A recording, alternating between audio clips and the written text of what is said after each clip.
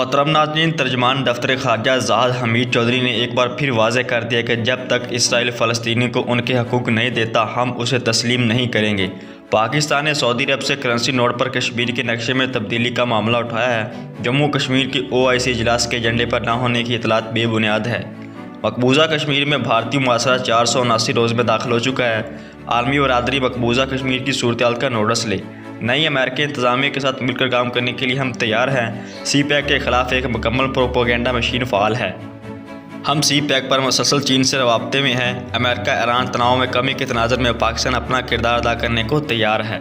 दफ्तर ख़ारजा ने कहा कि हम इसराइल को तस्लीम करने की कोई तजवीज़ ज़ेर गौर नहीं ला सकती। उन्होंने कहा कि 2 रियासती हल 1967 से पहले की सरहदें और एक फ़लस्तीनी रियासत जिसका दारुल हुकूमत अल-क़ुद्स अल-शरीफ इस मसले का हल है। वज़ीर आज़म इस हवाले से वाज़ेह बयान दे चुके हैं। उन्होंने कहा कि वज़ीर ख़ारजा OIC वज़ीर ख़ारजा इजलास में पाकिस्तान की नुमाइंदगी कर रहे हैं। वज़ीर ख़ारजा इजलास 27 और 28 को मुनक्किद होंगे।